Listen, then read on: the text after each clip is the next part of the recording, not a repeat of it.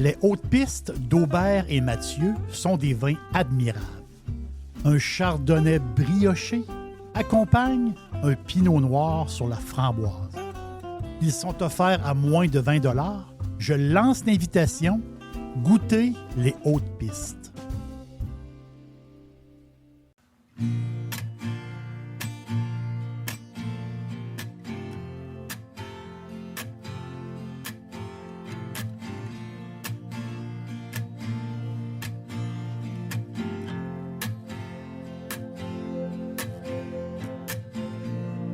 We don't follow any kings.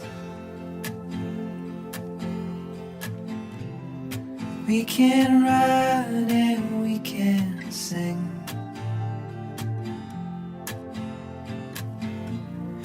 We don't talk about the things we don't know.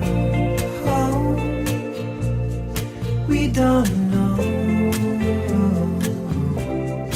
We don't know.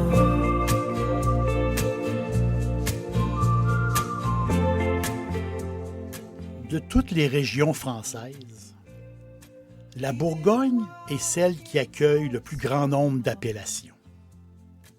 Dans mon podcast nommé Climat, j'essaie de vous raconter la complexité du terroir bourguignon.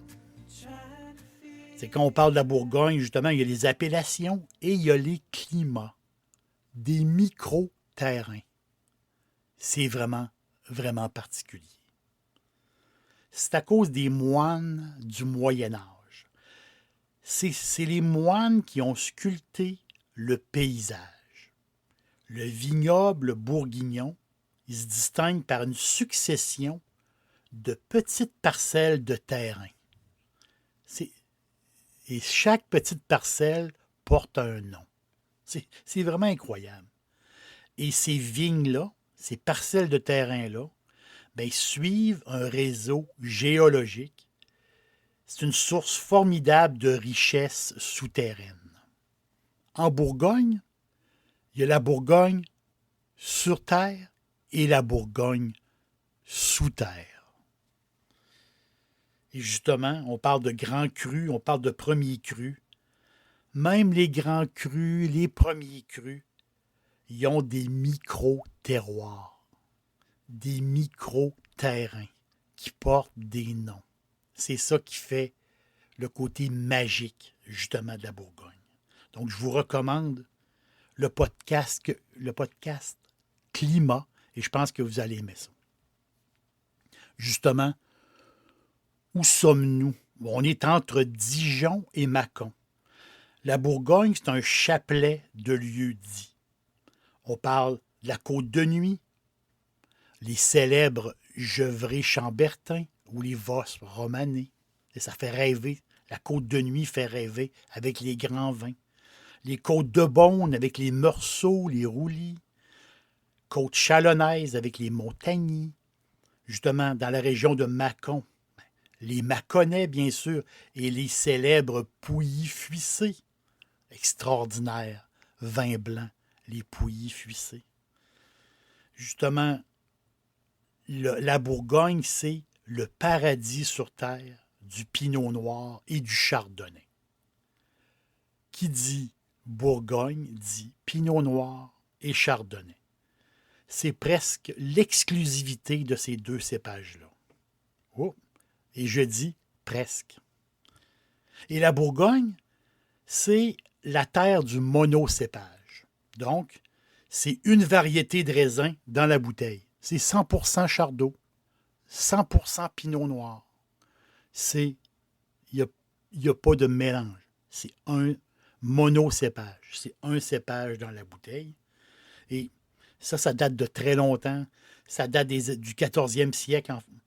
C'est, à l'époque, il disait que l'expression d'un terroir, justement, c'est mieux avoir une sorte de raisin, autrement dit, dans chaque bouteille.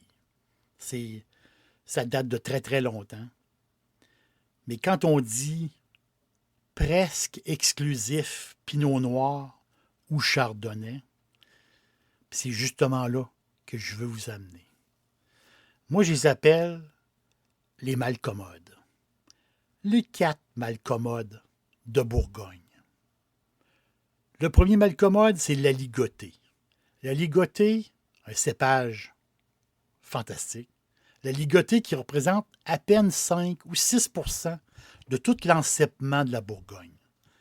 C'est un cousin du chardonnay, un cousin lointain du chardonnay. La ligotée est particulier parce qu'il n'est pas à l'aise partout. La ligotée en Bourgogne, c'est pas sa place préférée. Il est mieux ailleurs. Mais en Bourgogne, on est capable d'y trouver des endroits parfaits. Autrement dit, un sous-sol parfait. C'est ce que je vous disais, le sous-sol est très important en Bourgogne. Donc, ils ont trouvé le sous-sol parfait pour la ligotée. Mais en toute petite quantité. Mais la ligotée est là. Et lui, ça y prend justement un sol calcaire. Donc, la ligotée descend en profondeur. Et justement, s'il est bien dans où ce qui pousse, bien, la ligotée va justement donner un côté suave, un côté minéral. La ligotée, il va avoir une petite pointe de miel, justement. Un petit côté citronné, miel, citron. Vous voyez un peu? La ligotée, le Bourgogne à ligoter peut être tout à fait extraordinaire s'il est exactement dans le bon terrain. C'est comme ça. Parce qu'à la base, de la ligotée, c'est peu expressif. Mais s'il y a le bon terroir, là, on touche à quelque chose de fantastique. Et j'ai un aligoté pour vous que je trouve vraiment, vraiment bon. Julien Altabert, du domaine Sextant. Julien Altabert. Altabert, il a commencé à travailler dans le vin, il était adolescent. Je pourrais dire c'est un farmer, Julien Altabert. Et le seul métier qu'il voulait faire quand il était jeune, à la surprise de beaucoup de monde, lui, il voulait devenir paysan. Imaginez un jeune de 14-15 ans qui veut... Moi, ce que je veux faire, moi, c'est être paysan. Donc, vous voyez un peu l'homme, justement. Mais vivre de l'agriculture, ça peut être difficile. Altabert, lui, il s'est orienté vers la viticulture. Ah! Et il a acheté ses premières vignes, justement, aux alentours de 2009, 2010. Et, justement, c'est les premiers bouts de terrain qu'il a achetés dans la commune de Pouligny-Montrachet. Donc, c'est là, autrement dit, qu'il a acheté des vieilles vignes d'aligoté. Et ces vieilles vignes-là d'aligoté font un vin fantastique. Donc, je vous recommande justement le Bourgogne aligoté de Julien Altabert. Je vous le dis, c'est ample, c'est racé, avec un pas de taille, avec des crevettes. Vous allez voir, c'est divin. Je vous le recommande. Un autre malcommode en Bourgogne. Donc, c'est pas du chardonnay, c'est pas du pinot noir. Il faut goûter au Saint-Brie. Saint-Brie. C'est entre quoi? Entre Chablis et Auxerre. Saint-Brie, c'est à travers une mer de chardonnay, du Saint-Brie, ben c'est du Sauvignon blanc. Ah oui? Du Sauvignon blanc en Bourgogne. Oui, il y a une place. Saint-Brie. La seule place qui a du Sauvignon blanc en Bourgogne. Saint-Brie, c'est drôle parce que le nom du village, c'est un tout petit village. Ça s'appelle Saint-Brie-les-Vineux. Moi, ça me fait rire, ce nom de village-là. Si où vous demeurez, moi, je demeure à Saint-Brie-les-Vineux. Je trouve ça vraiment comique. Mais à Saint-Brie, les vineux. C'est là on peut faire la visite des caves. C'est l'activité principale du village. C'est tout à fait incroyable. Beaucoup d'activités dans le village, mais beaucoup d'activités sous terre. Beaucoup de caves à visiter. Chaque vigneron a sa cave et vous faites un beau tour. Quand tu vas faire un wine tasting, tu descends en bas, justement, tu descends sous terre et chaque vigneron a sa cave. Vous allez être assez impressionné. C'est vraiment, vraiment le fun. Dixili, c'est mon poulet frit préféré. Chez Dixili Charlebourg, vous allez être reçu par une équipe formidable. Le restaurant offre beaucoup d'espace à l'intérieur comme à l'extérieur avec son vaste stationnement. Un poulet frit débordant de saveurs, tout à fait extraordinaire. On vous attend à Québec, Dixili Charlebourg. Justement, pourquoi que du Sauvignon là? Qu'est-ce qui fait le Sauvignon là? Bien, à l'époque, justement, quand il y a eu la grande maladie ou la grande crise du phylloxéra, donc ce moustique-là qui a détruit justement la vigne dans la grande majorité de la France, une grande partie de la France, justement, bien, les vignerons, à l'époque, bien, ils ont replanté, eux autres. Ils ont décidé de planter du Sauvignon. Donc, on est au 19e siècle. Donc, c'est pour ça que Saint-Brie est particulier, parce que c'est un tout petit coin de Sauvignon, tout petit coin de Sauvignon dans une mer de Chardonnay. Donc, l'emplacement, oui, est délimité. Puis quand on parle, justement, tu sais, les amateurs de Saint-Brie, parce qu'il y a des amateurs de Saint-Brie, vraiment, là. Eux autres, ils recherchent justement les vins croquants, là. Les vins avec beaucoup de fraîcheur, une bonne acidité. Donc, tu sais, on vous parle pommes vertes, tu sais, les Granny Smith, là, pommes vertes, un peu de fleurs, mais beaucoup pommes vertes, justement. Et pour l'apéro, les fans de Saint-Brie, ils vont vous le dire, pour l'apéro, c'est l'apéro rêvé. Et pour les amateurs de crustacés, justement, peut-être pas pour les huîtres, mais plus pour les crustacés. Un Saint-Brie, ça fait vraiment, vraiment plaisir. J'ai un nom, justement, qui peut... on peut dire, c'est un classique.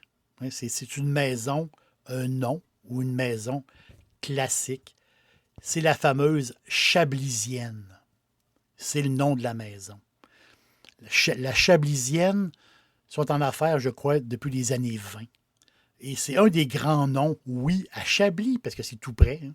Donc, c'est un des grands noms à Chablis.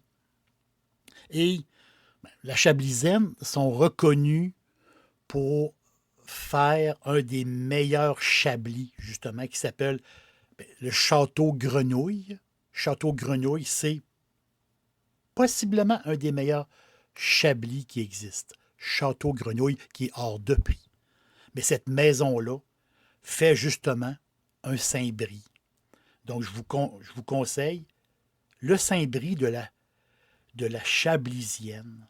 C'est pas trop dispendieux et c'est vraiment typique de l'appellation. Mon troisième malcommode de Bourgogne, parce que moi j'aime les malcommodes, c'est le cépage César. Oh, César. Il porte bien son nom parce que ses origines remonteraient justement à l'époque romaine. Les vins issus du César, de ce cépage-là, du César, ça dégage des notes très, très puissantes, très concentrées de cerise noire, tu sais, de la cerise concentrée. Et c'est un jus qui est fortement tannique. Mais l'origine du César, c'est parce que c'est un cépage qui est presque inexistant aujourd'hui. Le César existe presque plus. Mais il y a une place qui en reste un petit peu. Et c'est là, et c'est ça que vous allez goûter. Justement, d'où vient le César? Bien, ils ont cherché dans le passé. C'est les Romains, porte bien son nom, les Romains qui étaient de passage justement en Espagne et qui sont montés vers la Gaule. Bien, les Romains auraient apporté avec eux de la vigne rustique. Et cette vigne-là, nommée Argan, cette vigne-là, ils ont fouillé l'ADN justement du cépage César et ils disent que c'est un mix entre Argan et Pinot Noir. Donc, cette espèce de vigne-là rustique amenée par les Romains, bien justement, il y aurait eu un croisement naturel qui aurait formé justement ce cépage-là, le cépage César. Et justement, comment on fait pour goûter du César? Bien, il ne faut pas de vin 100% César, parce que ça serait beaucoup trop rustique, beaucoup trop tannique. Mais si vous goûtez un vin de l'appellation, puis bien retenir le nom, l'appellation Irancy, c'est quelque chose de fantastique. Parce que de l'Irancy, c'est oui du Pinot Noir, parce qu'on est en Bourgogne, mais il y a la petite partie César. Donc 3, 4 ou 5 de César mélangé justement avec le Pinot Noir. C'est cette pincée de César-là, justement, ça amène des arômes fantastiques. Autrement dit, ça pousse le Pinot Noir vers l'avant. Ça ne va pas cacher justement les arômes. Ça ne va pas cacher les arômes extraordinaires du Pinot Noir que nous, on aime. Mais ça va juste un peu pousser par l'avant, justement, mettre un peu de bonne expression québécoise, mettre un peu de torque, justement. Juste cette pincée-là de César dans le Pinot Noir, c'est fantastique. Il y a des Irancy 100% Pinot Noir, puis il y a des Irancy avec César. Moi, je vous conseille justement, rechercher. Je vais avoir un vin Irancy, donc de l'appellation Irancy, mais je veux un vin avec cette pointe-là mystique du cépage César. Donc, Irancy, qui est une toute petite appellation, c'est tout petit, c'est incroyable. C'est vraiment des malcommodes, les gens d'Irancy. Ils sont malcommodes parce qu'eux autres, ils font quelque chose de différent, justement, avec cette petite pointe, justement, ce petit mixte. Parce que on sait qu'en Bourgogne, on ne fait pas de mixte. Mais là, on en fait un petit mixte. On met un petit peu de César. Recherchez les vins d'Irancy. Et mon quatrième malcommode, justement, c'est le passe-tout-grain. Passe-tout-grain. Quel nom incroyable. Et lui aussi, c'est un mixte. Ah ah, non. En Bourgogne, c'est des monocépages. Ce n'est pas des mixtes. Ce n'est pas des montages. Ben, s'il y a des malcommodes. Passe-tout-grain est un malcommode. Donc, le terroir, c'est partout en Bourgogne. Partout. Et justement, c'est un montage de Pinot Noir et de Gamay. Et le fameux Gamay, qui est le cépage maître en Beaujolais. Et là, un passe-tout-grain, c'est un mélange des deux. Mélange Pinot Noir, mélange Gamay. Il y a des puristes qui adorent les passe-tout-grain. Parce qu'ils disent, c'est comme un reflet du passé. Quand le Gamay était roi et que le Gamay, à un moment donné, a été retiré par un prince qui n'aimait pas justement le Gamay, puis qui a fait arracher les pieds de vigne dans le passé. Il y en a qui, justement, il y a des fans de passe-tout-grain qui disent ce mélange-là, justement, ben ça goûte la Bourgogne. C'est du vin léger. C'est du vin, je vais prendre l'expression des vignerons, c'est du vin friandise, juteux, fruité. Et la maison, Bouchard, aîné et fils. Tout le monde connaît la maison Bouchard, aîné et fils. Eux autres, ils présentent un passe-tout-grain, justement, abordable, dans la fameuse pastille de goût. Hein, on connaît les pastilles de goût. Donc, la pastille léger et fruité. Donc, c'est un vin qu'on va boire jeune. Et un passe-tout-grain comme ça, de la maison Bouchard, ben, c'est parfait avec un plateau de charcuterie, un peu de pain, un petit peu de fromage et beaucoup de charcuterie. Ça va être parfait pour l'apéro, justement. Parfait pour un petit lunch comme ça, en fin d'après-midi. Vous allez voir un passe-tout-grain, c'est justement... il y en a qui disent que c'est un passe-partout, dans le sens qu'on peut le boire tout le temps et c'est pas compliqué. La Bourgogne, c'est une immense terre de chardot et de pinot. Mais à votre prochaine bouteille de Bourgogne, pourquoi pas mettre un pied juste de l'autre côté de la ligne? Juste un pied avec les malcommodes. Que ce soit un Bourgogne à ligoter ou un Saint-Brie en blanc. En rouge, pourquoi pas un Irancy ou un passe-tout-grain. Des fois, c'est le fun de mettre un petit pied de côté, justement. Et justement, on va se sortir des chardonnays et des pinots et on va découvrir les malcommodes de Bourgogne. L'aubergiste vous dit merci d'être passé et on se reparle bientôt. We don't know how. We don't know. We don't know how. We don't know. We don't know.